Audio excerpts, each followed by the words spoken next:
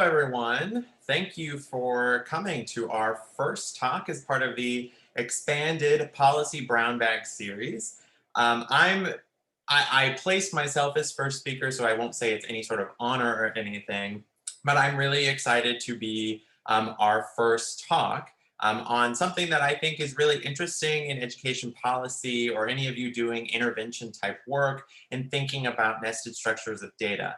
But before I get into the actual talk and all that good jazz, I thought I'd introduce myself and then tell you a little bit more about this lecture series, its intent in case you wanted to check out some of the future talks that we have. And then just some housekeeping stuff. There's going to be a poll just asking you, who you are, nothing too much. It's like a multiple choice question. That's going to come about halfway through the lecture, so don't be too surprised. If you see that, we're just interested in your current position and where you're coming from. And then also, yeah, this is just one of 8 talks that we have scheduled for the spring. So I hope you'll check out a little bit about the series. Really what we intend to do, the faculty in the Educational Leadership Policy program in the College of Ed at Texas Tech, is to have a bit more public-facing events, both for students at Texas Tech and in the College of Education, but also some of you attending from other institutions. I think the beauty of things like Twitter and other forms of public communication is how I've learned a lot of the stuff that I've learned today that's helped me in my work. And so I hope that those of you visiting us from outside colleges, outside institutions, also find some benefit in this series, because we think education is both an interdisciplinary field, but certainly education policy overlaps in many areas of public policy that should certainly inform the type of work that you all are interested in and currently doing.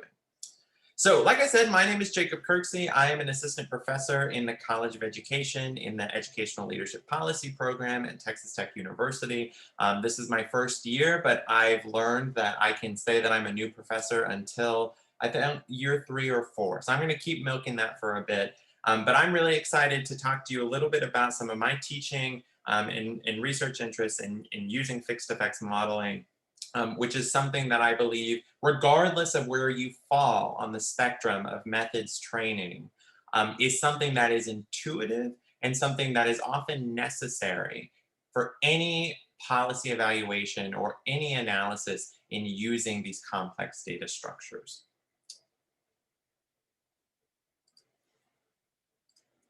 Oops.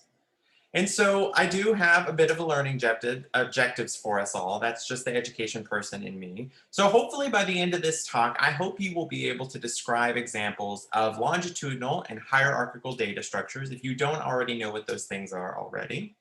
I'd also like you to be able to describe sources of confounding bias in your own work and how you're examining these nested data structures in using quantitative methods. Today's talk is mostly going to be based in regression analysis, but this certainly applies to other areas as well. And then I'd like you to be able to apply these concepts to a tangible example. There's going to be a time in this talk where I ask you to contribute to the chat, just talk about some of your examples. And then, of course, at the end of the day, I'd like you to be able to illustrate your causal inference problem with and without these models and discuss some of the limitations associated with that. So I start out almost all of my methods talks with a bit of a framework, just so that we all can have the same baseline and where we're working from and where we'd like to eventually be in an ideal world for policy or intervention analyses. So many of you have heard the things that plague discussions of identifying causal effects in education. But really, what is causality? If we as researchers take a step back, we have to ask ourselves, what is it that we really care about?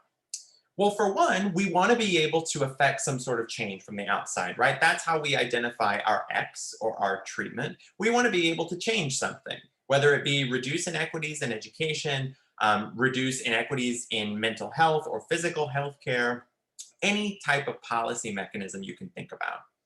We also want to be able to control for how much we want to affect. We see this a lot of the biological sciences in things like vaccines, certainly relevant for today. We want to be able to control that effect and be able to measure it in a tangible way. And then, of course, we have to think about who our population is and who we're trying to affect, and for whom that treatment or that intervention is effective for.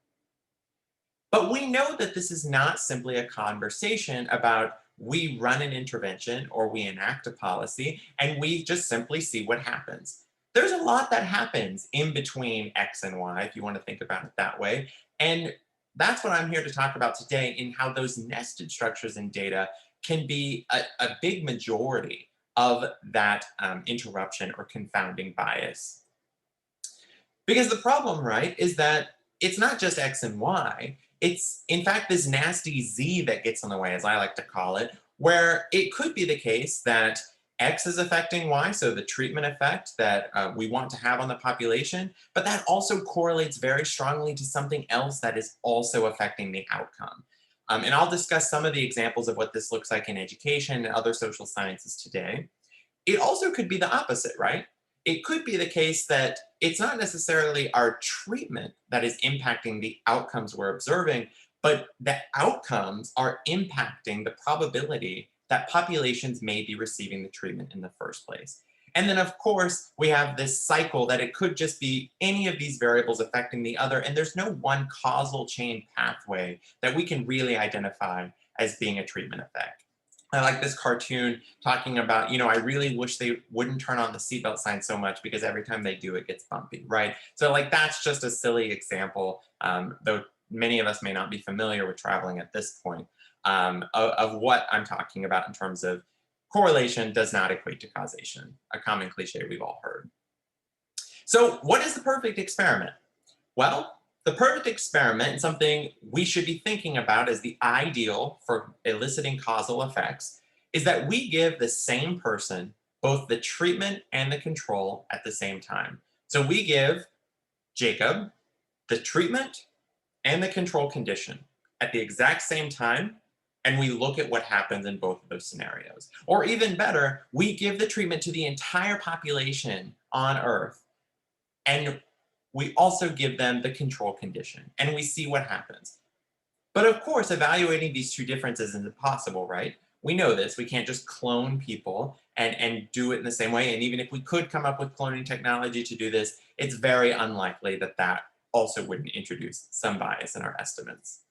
I'm getting all sci-fi, but I think you know what I mean. So how did we get to OLS regression? If this ideal world isn't possible, why is randomized control trials, for example, considered the gold standard when it comes to policy evaluation or data analysis? Well, it's because with perfect randomization, the residuals or the error that gets in your regression equation is balanced out. It's uncorrelated with everything else. And it just gets stuck in that error term. And you can be confident that that's not going to interfere with your treatment condition or your intervention, so to speak. And so with basic OLS regression, we just regress the outcome on Y, and we regress it on X, the treatment condition, and we look at what happens. This beta 1 gives you the average treatment effect for your population.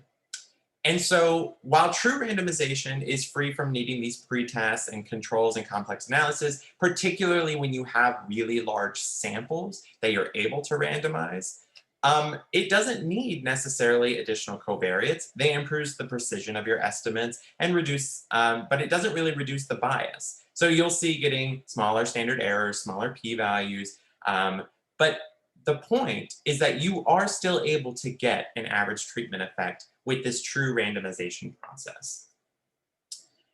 But this is what you hear from, economists in particular who love the term endogeneity. We know that oftentimes experiments fail. And the reason is, if you just think about a randomized control trial, or what is trying to be a randomized control trial, is that participants, or very influential non-participants, have acted up in some way that interferes with their treatment or control condition, right? And so in education, we often think about, as researchers, maybe we're interested in evaluating the effects of a curriculum, right? Well, schools who want to adopt that curriculum often want to target the curriculum to the students in classrooms who need it most, which is completely understandable. But if there's any targeting or intentional selection that goes on in the experimental process, then that is a huge threat to our identification. We often also see that schools who want access to better curriculums, or at least what they foresee as better curriculums, have the resources to get those curriculums on their own. So it may be the case that you've randomized your curriculum, but schools with more resources have adopted something else or even adopted your own curriculum into the school, right? And so you have to ask yourself at the end of the day, if your participants are not adherent to their treatment condition, as Ryan Reynolds would tell us, should you still include them in your analytic sample?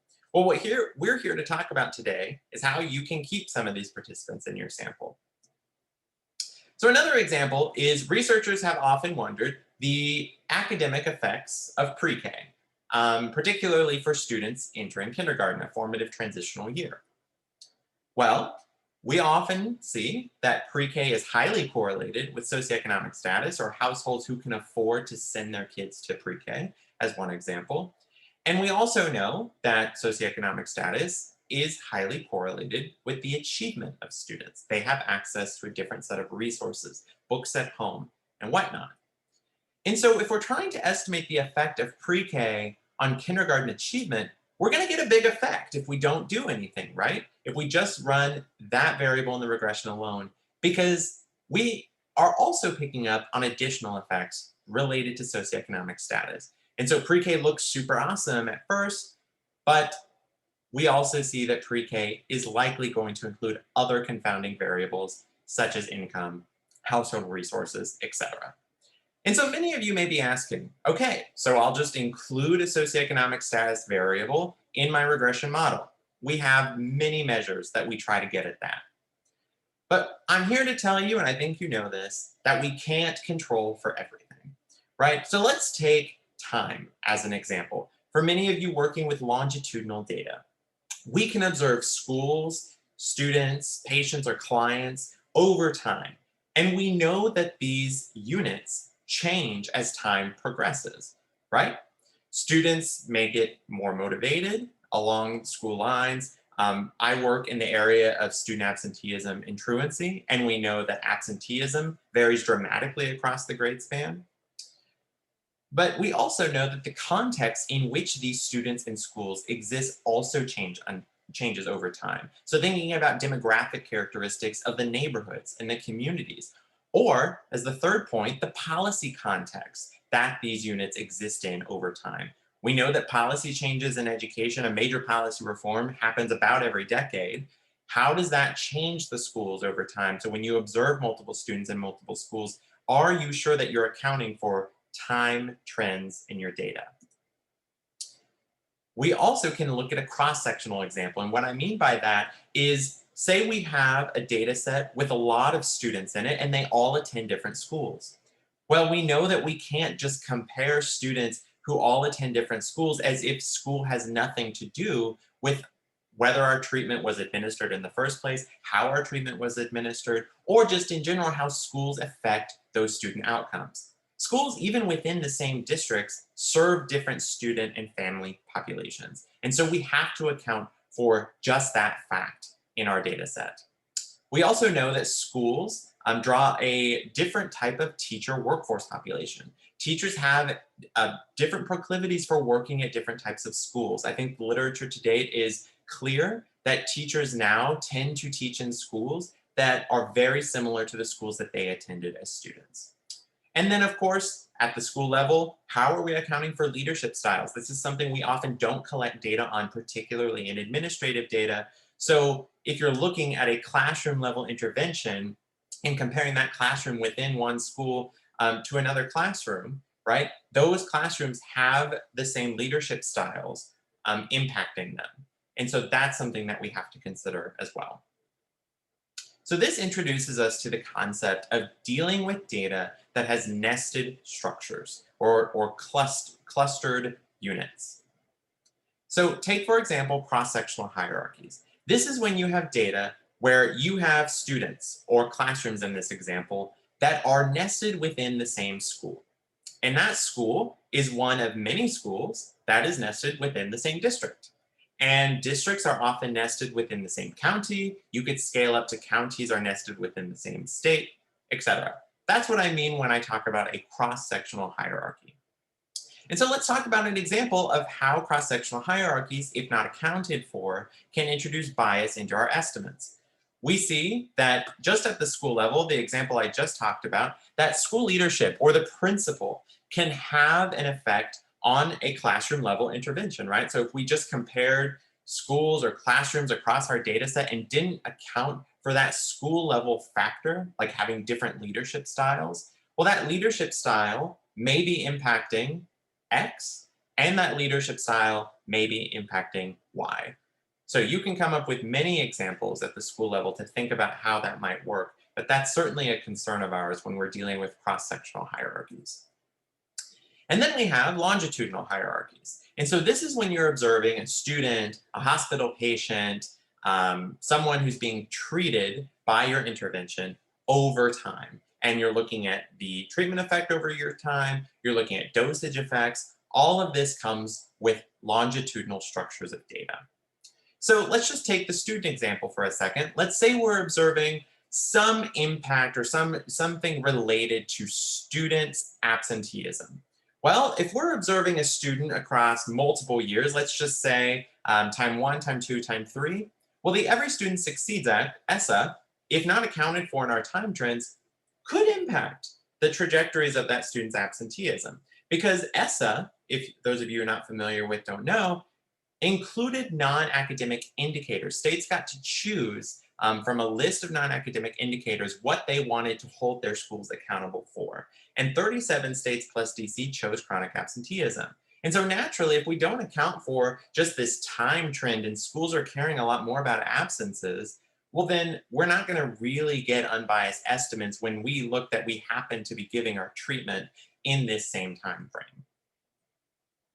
And then of course, you can have both of these hierarchies nested together. So you can have students that you observe over multiple years that attend the same school. You can have students who change schools and attend multiple schools, but you still observe the students over multiple years. And of course, it's important to account for both the longitudinal and the cross-sectional nature of your data set.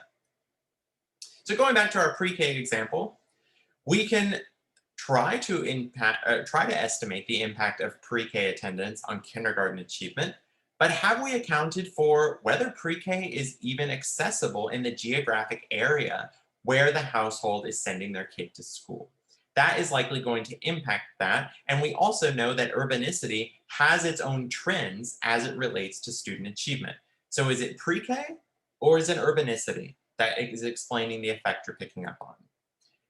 With time trends, we've seen an academization of pre-K and kindergarten. And by that I mean, after No Child Left Behind, there was a much greater focus on academics, such as reading, that were being placed and emphasized in these early childhood classroom settings. And so again, if we're not accounting for this difference, if we have data from 1990 to 2010, it's so important to control for those time trends, because if we're just looking at the basic impact of pre-K and kindergarten achievement, we don't account for this, then that's going to bias our estimates. And then of course, you can easily think of classroom level qualities that could both impact pre-K and a kindergarten's achievement. That includes the teacher, that includes the classroom environment, and so on and so forth. So in the chat, I'm going to try and pay attention to it and try to incorporate some of your examples. But try to type out your causal inference problem. And if you want, try to think about some of these nested structures in the data. So as a reminder, we have longitudinal hierarchies and we have cross-sectional hierarchies. So first, what is your treatment? What is it that you're interested in estimating the impact of? And then what do you think it should have an impact on? What are you interested in measuring as the outcome? And then thinking about nested data structures, so schools, hospitals, counties, what are some of the unobserved characteristics that you're not measuring, or that maybe you are measuring, that could impact the probability of receiving the treatment and the outcome of your subject? I'm going to give us about a minute to think on this.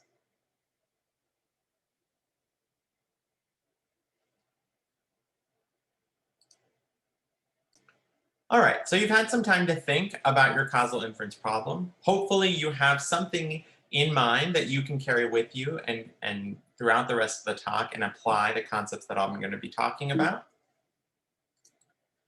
So questions to consider: what are the nested structures in your example, and why might you have issues trying to estimate the effects? So for me, I always think deeply about sorting mechanisms, particularly in education. So how students are assigned to the same classroom, or they're sorted within schools based on socio-demographic characteristics. These are all things that can get in the way if we're trying to measure the effect of certain interventions, certain policies, or just certain relationships that we're interested in as researchers.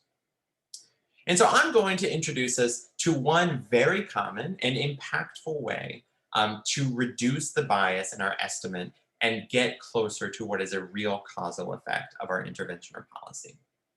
So the goal of fixed effects modeling is to eliminate all of those possible Z's that occur at each nested level of the data you have. So for those of you who have been exposed or are familiar with multi-level modeling, aka hierarchical linear modeling, fixed effects is not just your covariates. Fixed effects is a different approach. And the difference between those two methods is that fixed effects is trying to eliminate this variation, whereas multi-level modeling is trying to model that variation. So just something to keep in mind. So what we will do with fixed effects is that we will introduce a new control variable for every higher level unit in our structure. So think about this: creating a variable for school 1, for school 2, for school 3, etc. We add all of these controls to our original analysis. So your baseline OLS regression, just supplement that with these additional covariates. And then what happens is that we are effectively reducing the estimation bias coming from that cluster by only looking within the unit variation. And what I mean by that is, if you're interested in a classroom level intervention or a student level intervention, and you were to introduce school fixed effects, you are basically only comparing the impact of your intervention to students or classrooms who received it within one school and students or classrooms who didn't receive it within that same school. You are restricting the comparisons to within the unit that you are controlling for. And at this point, I just want to say that now we're getting into a bit more of the technical aspects of the lecture. And for those of you who don't have a ton of familiarity with regression, that's okay. I still think that this will make a lot of intuitive sense and give you something to build on. And for those of you familiar with regression, if there are questions that come up for you that you would like addressed synchronously in the moment, try to use the raise your hand feature, and I will try to unmute you and call on you so that you can ask your question.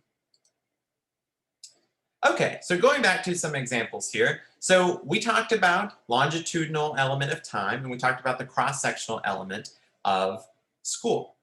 And so with fixed effects at each of these dimensions, at the longitudinal level, what this looks like is that we would be including control variables or identifiers for the year, the grade level, and if you are working with attendance data like me and you're looking at within year variation, even month identifiers.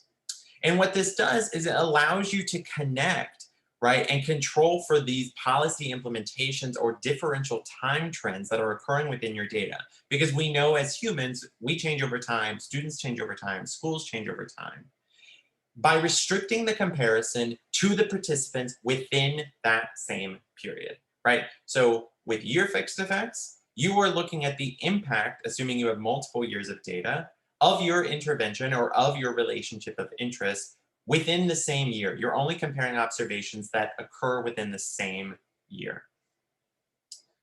Now with cross-sectional, you're introducing school identifiers. And so this amounts to literally using things like the NCES, or the National Center of Education Statistics, provided code for every public school in the country, right? So we use those identifiers to create control variables for every school in the data set. And what these do is, by adding them as control variables, we're controlling for every possible thing you can imagine at the school level that doesn't vary over time. That's school funding, resources, context of learning, and the way the policy forms were implemented. So we talked about how policies can be adopted over time, but we also know that policies and interventions likely differ in how they're implemented at the school level. And so if we're looking at policies and we have multiple schools and we're looking at their impact on students, it's important to include school fixed effects to account for how those policies were implemented. And again, we're restricting the comparison in this example to students who are all attending the same school. So one example I'm going to walk us through and what this actually looks like in a research setting is a recent paper that came out looking at how missing school, so absenteeism, can impact class grades. So there's more to this paper than what I'm going to talk about in the talk, but I'm just limiting it to one of the outcomes looked at just for brevity. So just a little bit of background, some reasons for this research is that there's a lot of work illustrating that absenteeism can negatively impact academic achievement, such as opportunities to learn. If you're not sitting in a classroom, you don't have exposure to the instruction, and this can interfere with your achievement, testing performance, grades in the class, etc. But the problem with these estimates is that there's unobserved heterogeneity in thinking about the family environment or the household environment. There's unobserved variation within the same classroom. So how teachers are particularly engaging and how that might impact both student grades and also impact whether or not a student is absent from school. And so for the purpose of this talk, I'm just going to address the question of, is class attendance associated with grades in that class? So is a student missing that class, that period, and is that associated with grades in that class? So the data that this work draws from comes from 2013 through 14 through 2016, 2017. So that's 4 years of data. A little bit of background on the district. The district educates approximately 7,500 students. So for this study in particular, there's about 23,000 student observations. These are student by year observations within 4 public neighborhood schools with high school grades. So this is a high school focused study. And so the data is very typical of what you would see for researchers using administrative data provided by states, local education agencies, or even schools. So the outcome of interest is a student's class grade. So students take between 6 to 8 classes per year, and they receive a letter grade, A through F, for all of their academic classes. So this is coded for this study to reflect a 0 to 4 scale. So it's a continuous outcome variable. And the key measure, the key independent variable, is the number of days absent that a student had for a specific class. So we're looking at the grade in that class and how the number of days the student missed in that class affects that outcome. And so we're focused on students enrolled for the entire school year, and this is just a side note to say that it would be more accurate to do rates of absenteeism, so looking at days enrollment, and the number of days a student missed. But for this purpose, I just focused on students who were enrolled the entire year so that I don't have to deal with some of the externalities that come with mobility and things like that. It limits the generalizability, but it improves the accuracy of the measure. And so the covariates, this is very important to consider when you're using fixed effects models. You want to include anything that varies, that's time variant, at every level. So student and classroom characteristics is the level that we're focused on here. And so for students, this includes whether they receive free or reduced price lunch, disability services, whether they were in foster care, overage, homeless, or a migrant student. And the reason these qualities are included is these vary over time for the student. It's not a stagnant characteristic. So you can be eligible for free reduced price lunch one year, but not the next. So you include anything that's time variant. Discipline is obviously time variant. Students can get different discipline rates in different years. And so the discipline included here is in and out of school suspensions and whether the student ever attended juvenile court. And then at the classroom level, and we're going to talk about classroom fixed effects, where everything that doesn't vary within the classroom is going to be dropped. But I want to footnote this now that peers do vary in this data set because you have the percentage of peers, right, who are of a particular race or ethnicity, percentage of your peers who qualify for free or reduced lunch, and this varies for every student in the classroom because we're subtracting a student's own characteristics out of that. And so depending on where a student falls on those characteristics, it's going to vary within that classroom. And so that's why we're able to include those covariates. So for those of you who want a regression framework, this is what the baseline regression looks like. We have over on the left the grade regressed on the number of absences that a student had, the demographics that are time varying for the student, so those I just discussed, as well as their peer demographics, so percentage of peers who are the same of the student demographics, and then the rates of discipline. So this looks like a decent regression, right? But the problem with this baseline regression and why we need fixed effects is that this is not a study where I randomized students into classrooms, right? And was just looking at their absences. And it's also not a study where I said, okay, students, you should be absent on this particular day based on a random number generator, and students, you should be absent on this particular day. There's no doubt that there are sorting mechanisms in place, right? Students are nested within certain classrooms based on tracking within schools. Students are assigned particular teachers because of maybe parental involvement to get them assigned to a particular teacher. There's a variety of different covariates that we just don't have data on. We don't observe them in our analysis, but it's important to acknowledge that these can get in the way and introduce bias into our estimates. And so to discuss a little bit about the things that I'll be controlling for in this study is we are interested in a student level X or a student level relationship, right? So we have student level absences and how student level absences affect student level grade. That's important because let's talk about these different nested structures. So we have year.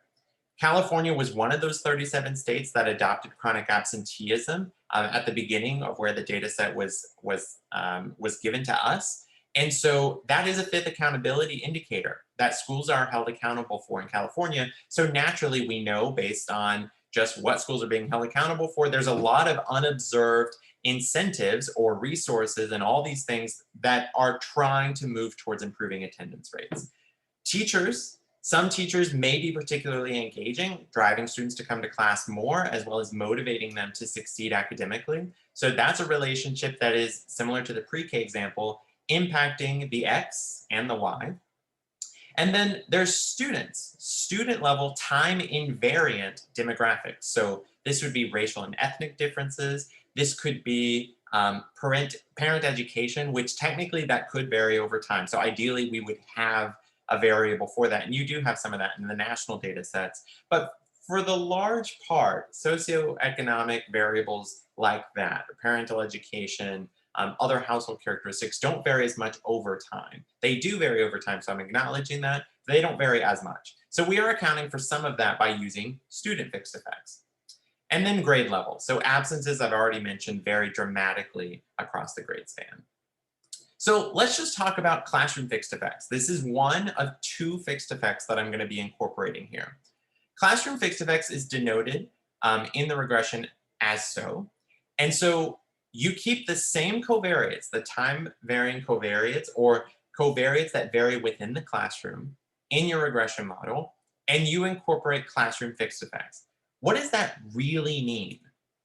It means that you're including a literal control variable for every classroom you have in the data set.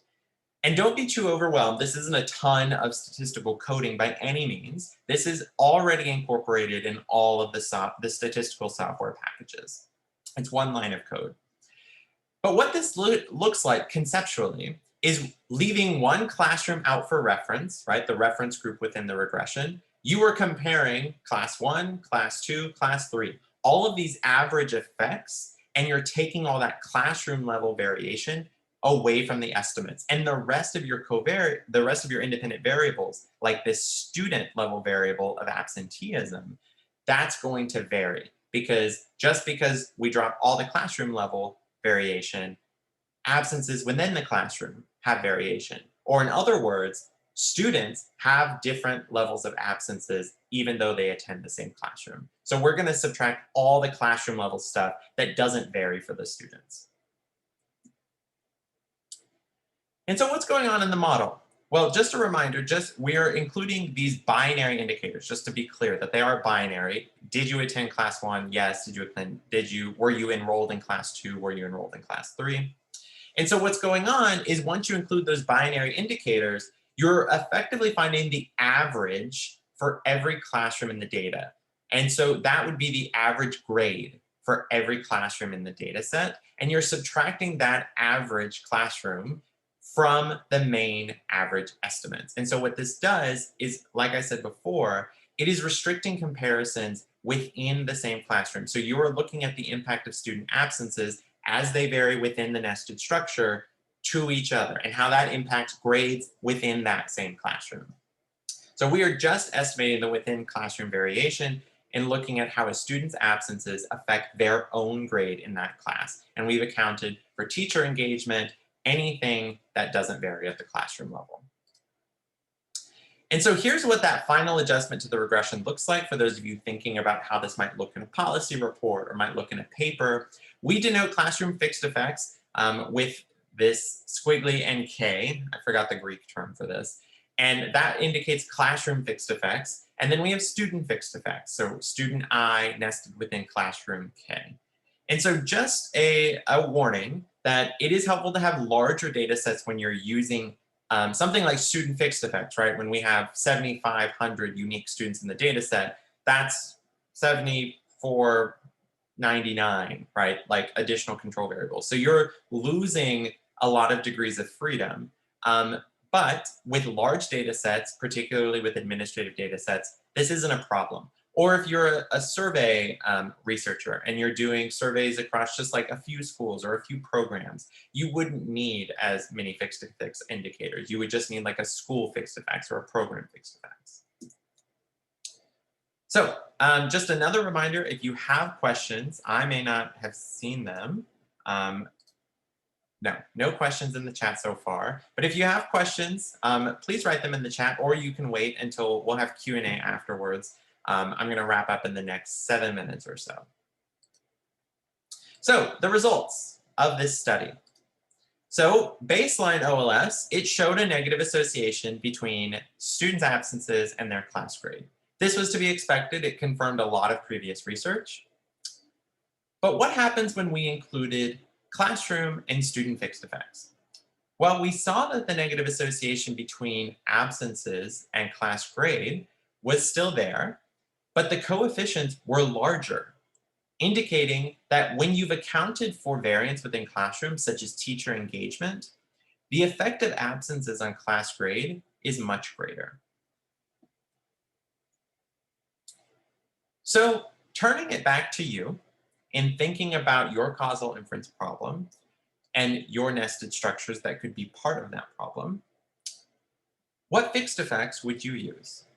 Think about the nested structures of your data. Would you use your fixed effects, student fixed effects, school fixed effects, hospital fixed effects? So something to consider and take away from this example, as well as this talks on fixed effects modeling, is think about what fixed effects you would use. And importantly, think about what those fixed effects are controlling for. So I still today, even though I've used fixed effects modeling for years, I still have to ask myself, what are the fixed effects controlling for? You may have noticed that I did not include school fixed effects in the last model. Why is that? Because classroom fixed effects are already controlling for school level variables, right? Because we're just comparing students who are attending the same classroom. And classrooms don't span multiple schools unless you're talking about these larger electives, which was not the focus of this study, where maybe you have students, in coming from different schools and you want to account for that somehow. But traditionally, classrooms are nested within schools. So if you have classroom fixed effects, that would subsume school fixed effects. So then, once you've decided what fixed effects you would use and what they're controlling for, do you think that adding them would change your previous results? So think about what they're controlling for and why, after controlling for them, that would change the relationship that you observe. Other examples for those of you outside education in particular, what's going on at these different levels in the data, right? So researchers often work with, within hospital interventions. So thinking about how a particular intervention like wait times or things like that could be happening in certain clinics that are all nested within the same hospital, or certain doctors who all care for patients within the same hospital. Controlling for hospital would control for a lot of things, including things related to geography, things related to resources of the general hospital staff, and things like that. Looking at the effects of certain patient level interventions, so you have patients who all see the same doctor. That's another less nested structure in your data set. Another good example I heard from the last time I gave this talk was folks doing a lot of counseling work and thinking about a therapist sees multiple patients, right? Or even sees couples, right? And so even thinking about like couple fixed effects, if there was like some intervention you could give to one person in the couple and not the other. That's getting a bit more into the minutia, but I think you'll see that there's fixed effects can come up a lot in these different areas of work. There's other work that's looked at, mothers with children, so sibling fixed effects. That's probably one of the most accurate ways to account for household characteristics that we don't observe in our data. And then longitudinally, of course, anything from patients to clients to students, all of these folks, many times we observe them over multiple years with longitudinal data, so controlling for time trends. So quick review, and then we'll wrap up and have time for questions, about 15 minutes for questions. So returning to the causal inference problem, right? We know that many times, if not all the time, unless we have a lot of research grant funds to fund a large randomized control trial, right? That anytime we're trying to estimate the effect of X on Y, that many times a nasty Z gets in the way. And today's talk was focused on how the nested data structures, or how students or clients or participants in your study are nested within certain structures, how that can introduce a lot of different bias into your data. That's where the Z comes from. Fixed effects, as a reminder, controls for all the observed and unobserved variation at the different levels. And so again, what I mean by observed is even if you have covariates on something at the student level, if it doesn't vary over time, if you were to do something like student fixed effects, that would just drop out of your regression equation in your statistical software program. So fixed effects control for all observed and unobserved variation at the different levels. So I often say this, imagine you have every single control variable you would like to have at a particular level in your data set if fixed effects modeling is appropriate and works for you.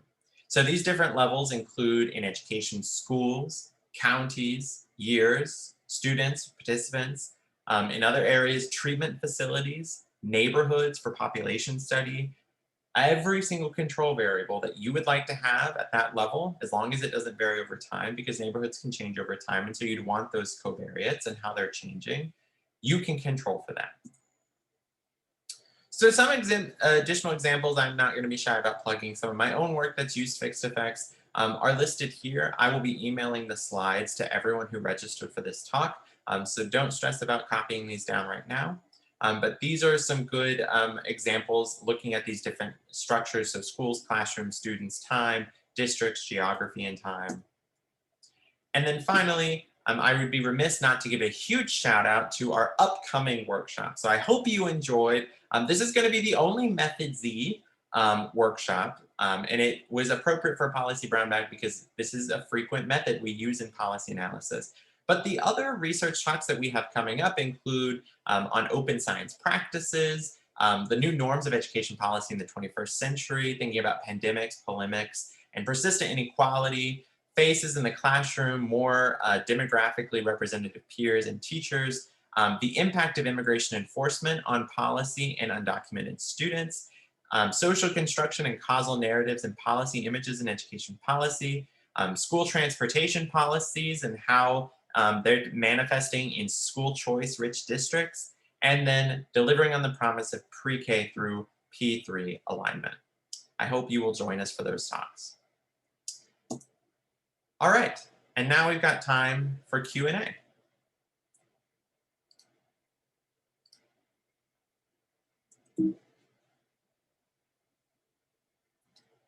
And I'm going to allow you to unmute yourself.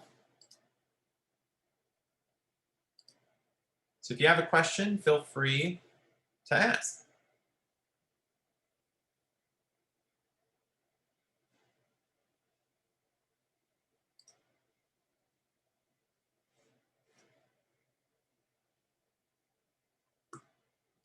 All right, there's some stuff going on in the chat, so I'll take a look at this. All right, so Levi asked, I'm curious about the impact of dual enrollment interventions on underrepresented minority student bachelor degree attainment rates. Could I look at school level fixed effects to control for vacation between campus offerings? So one school offers chance to earn 60 hours versus another that's 12 possible hours.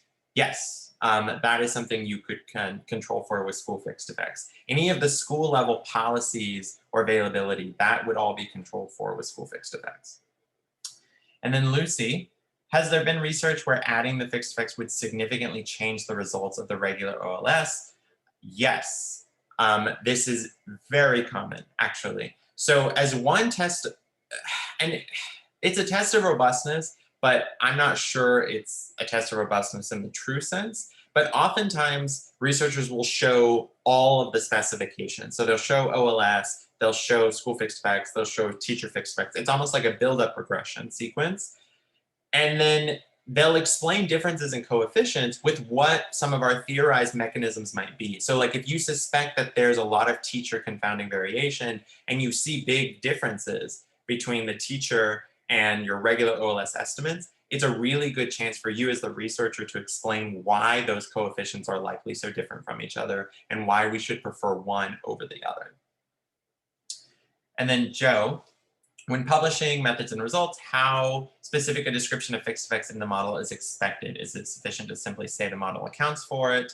This is a great question. So for those of you interested in publishing in things like policy reports, practitioner-oriented outlets, or what I'd consider to be just more broad educational journals, still high-impact journals, but broader journals. So I do some work in inclusion and disability policy. That would be a field that attracts a lot of folks who are not like me, who are only special education centric folks. And so when I propose these types of methods in work that I submit to those journals, they are receptive to it. But it's really good that you outline a regression and maybe even do the build-up approach where you do a baseline of what they would typically be exposed to. And then you say additional tests of robustness or school fixed effects is sort of like a subheader, write out the additional regression and explain why that's important. So you would give, I give like a hypothetical example. If you visit the educational researcher piece that's cited in the PowerPoint, we do just that. And that's why I recommend it from kind of like a pedagogical perspective, is we introduce all these levels of fixed effects and we explain at each level why it's important to include those fixed effects. And we give actual examples. And then for more policy-oriented journals, so these are things like EPA, Educational Evaluation and Policy Analysis, Education Finance and Policy, Educational Policy. A lot of those journals attract a lot of economists, and fixed effects is such a staple in the econ world that most of their editors don't care. And the reviewers know what fixed effects are. And especially if you're doing things that are more advanced methods. So I don't know how many of you, what methods training you have, but if you're using more advanced methods like instrumental variables or regression discontinuities and things like that, you don't necessarily have to explain the same thing with fixed effects, because whoever is understanding regression discontinuity certainly understands what fixed effects are. But if fixed effects is your preferred specification and that's it, I always think it's good to explain it, but like to build up doing that.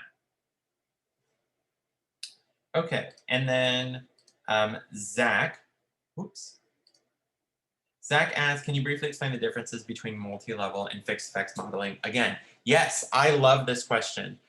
So this is a really great question and it can be explained in a thing that's not just methodsy. So in multi-level modeling, you are trying to model the error. You're trying to model the variation that's occurring at the different nested structures. So you're trying to model that error and have it set differently for every school in the data set, or every district in the data set, depending on what level of a model you're using. Instead of trying to model that variation, if we're interested in a research question that is below that level, so a student like X, a student Y, so student absences, student grades, we don't need that variation unless we're interested in where that variation is. So, what can be explained by school. You wouldn't run a HLM or a multi-level model because you're just interested in the student to student level relationship. But there are times where I think it's effective if you are just interested for the sake of conversation, imagining how absences variation may vary at the school level and what variance can be explained. You can still run a fixed effect specification, and that can be your preferred model, but maybe you'll run a quick multi-level model, not necessarily present it, but present the ICC, the interclass correlation, and that gives you, just your reader, some context and some mechanistic understanding. But Zach, the easiest answer to your question is that with multi-level modeling, you cannot account for the selection into the nested units. So what I mean by that, multi-level modeling may be able to explain the variation at the school and the student level, but it is not going to be effective at modeling the selection into that. So it's not going to model things like the proclivity for choosing certain schools to teach in, or the proclivity that parents have for sending their students to certain types of school.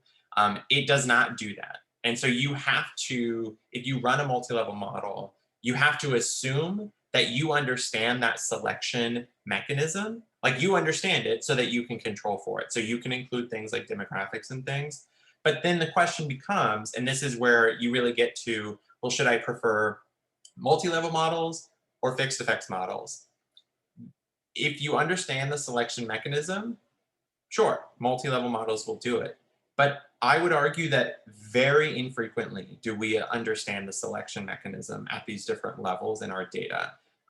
Like we have some idea and we can observe some covariates that we want to include in our model, but we don't know all the reasons that go into why teachers choose to teach in certain schools. And we don't know all the reasons involved with parents' decision-making and sending their kids to school. We know the main relationships, but in terms of that still getting in the way of our estimates, I would argue that it certainly does. And I'll stop my tangent after this. It is not uncommon to see a comparison of a fixed effects approach and an HLM approach. So if you are interested in comparing the estimates, that is good practice for showing the robustness of your study in understanding the relationships between the treatment and the outcome.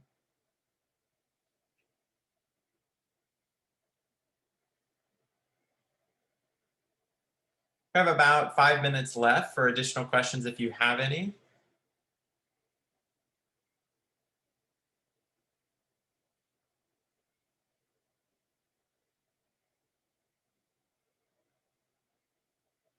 Okay.